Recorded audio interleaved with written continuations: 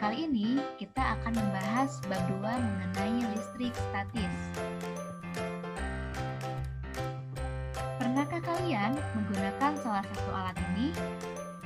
Pasti kebanyakan dari kalian sering menggunakan printer. Namun, tahukah mesin fotokopi dan printer menggunakan salah satu prinsip fisika? Nah, prinsip tersebut adalah dari listrik statis. Mari kita awali pembahasan pertama berkaitan dengan muatan listrik. Di SMP mungkin kalian pernah melakukan percobaan menggunakan penggaris atau sisir yang digunakan untuk mengangkat potongan kertas. Penggaris atau sisir yang sebelumnya tidak digosokkan ke rambut kita, maka tidak akan mengangkat potongan kertas tersebut. Berbeda hal dengan penggaris atau sisir yang digosokkan ke rambut kita, maka potongan kertas tersebut akan terangkat. Hal tersebut terjadi karena ada pemberian muatan listrik dari rambut yang kering ke benda berbahan plastik yang dapat menyebabkan gaya listrik. Konsep mesin fotokopi dan printer tersebut mirip dengan percobaan sisir dan penggaris plastik yang menarik potongan kertas. Muatan listrik terbagi ke dalam dua. Ada muatan listrik yang bermuatan positif dan bermuatan negatif. Elektron merupakan partikel yang bermuatan negatif, sedangkan proton merupakan partikel yang bermuatan positif. Keadaan muatan listrik pada suatu benda ditentukan oleh jumlah proton dan elektron dalam benda. Hukum Coulomb dipelopori oleh Charles Augustin de Coulomb, di mana pada tahun 1786 Coulomb menyatakan hasil percobaannya yang berbunyi, gaya interaksi antara dua buah benda titik bermuatan listrik berbanding lurus dengan hasil kali masing-masing muatan dan berbanding terbalik dengan kuadrat jarak antara kedua benda tersebut. Secara sistematis dapat ditulis F sama dengan K dikali Q1 dikali Q2 dibagi R kuadrat, atau bisa disingkat sebagai K Q rata, di mana F sendiri merupakan gaya Coulomb satuan Newton, Q1 dan Q2 merupakan muatan setiap partikel satuannya Coulomb, R sama dengan jarak antara kedua muatan satuannya meter, K sendiri merupakan konstanta pembanding yang bernilai 9 kali 10 pangkat 9, satuannya Newton meter persegi, Coulomb persegi. Nah, untuk muatan listrik ini ada muatan berbeda jenis di mana akan saling menarik. Sedangkan untuk muatan yang sama jenis, positif dengan positif maupun negatif dengan negatif akan tolak-menolak. Medan listrik didefinisikan sebagai daerah di sekitar benda bermuatan Q, di mana benda yang bermuatan listrik lainnya masih mengalami gaya listrik atau gaya Coulomb jika ditempatkan di daerah tersebut. Medan listrik yang dihasilkan oleh suatu muatan digambarkan sebagai garis hayal atau disebut sebagai garis-garis gaya listrik. Nah, contohnya seperti gambar ini, di sini ada muatan positif dan muatan negatif. Muatan positif menghasilkan garis gaya listrik yang arahnya keluar dari muatan tersebut.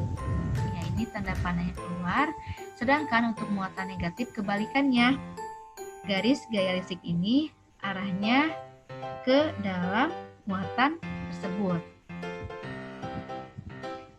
Garis-garis gaya listrik tidak berpotongan dan mengarah dari muatan positif ke muatan negatif. Nah, contohnya seperti gambar ini, dari muatan positif arahnya ke muatan negatif. Kemudian, makin rapat garis-garis gaya listrik di suatu tempat, maka medan listrik pada tempat tersebut semakin kuat dan sebaliknya. Kuat medan listrik didefinisikan sebagai gaya listrik yang bekerja pada suatu muatan uji tiap satuan muatan. Secara sistematisnya dapat ditulis sebagai E sama dengan F dibagi Q atau E sama dengan K dikali Q dibagi R kuadrat. Nah, keterangan di sini bisa kalian baca. Kemudian hukum Gauss dipelopori oleh Pak Gauss sendiri. Nah, secara sistematis rumusnya itu V sama dengan E kali A cos theta, atau V sama dengan Q dikali epsilon 0.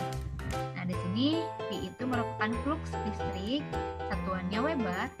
E itu kuat medan listrik, satuannya Newton per kolom atau Newton kolom pangkat negatif 1. A sendiri merupakan luas bidang yang ditembus medan listrik, satuannya meter persegi. Theta itu sudut antara E dengan garis normal. Q muatan listrik, satuannya kolom. Epsilon 0 itu merupakan permitivitas ruang hampa yang bernilai 8,8 kali 10 pangkat min 12 kolom Newton meter pangkat 32.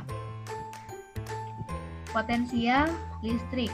Nah, potensial listrik itu ada V sama dengan EP dibagi Q, ada V sama dengan KIR.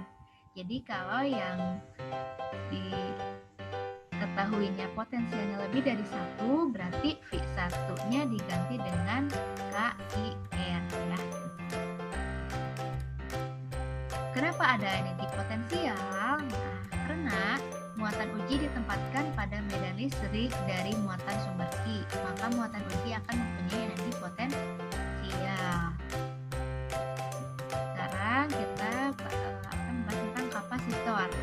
Kapasitor sendiri merupakan komponen listrik yang memiliki kemampuan untuk menyimpan muatan listrik. Nah, gambar kapasitornya seperti ini. Yang pada prinsipnya kapasitor terdiri dari dua plat konduktor yang dipisahkan oleh suatu bahan insulator yang disebut sebagai dieelektrik. Nah, rumusnya itu C sama dengan Q dibagi V. Q itu muatan, V itu beda potensial. Nah, untuk kapasitas sendiri satuannya itu F atau farad ya, Faraday. Nah, kapasitor ini ada kapasitas keping sejajar. Nah, apabila yang ditanyakannya keping sejajar, maka kalian harus menggunakan rumus ini. C sama dengan K dikali epsilon 0 dikali A dibagi D, atau C sama dengan epsilon dikali A dibagi D. Sedangkan untuk energi yang tersimpan dalam kapasitor, rumusnya itu W sama dengan setengah C V kuadrat, atau setengah I kali V, atau setengah kali I kuadrat dibagi C. Nah, untuk rangkaian kapasitor sendiri ada dua, ada yang susunannya seri, ada yang susunannya paralel. Apabila muatan listriknya sama, maka tegangannya atau beda potensialnya berbeda, sehingga kapasitansi untuk susunan seri itu 1/CE sama dengan 1/C1 ditambah 1/C2 ditambah 1/C3.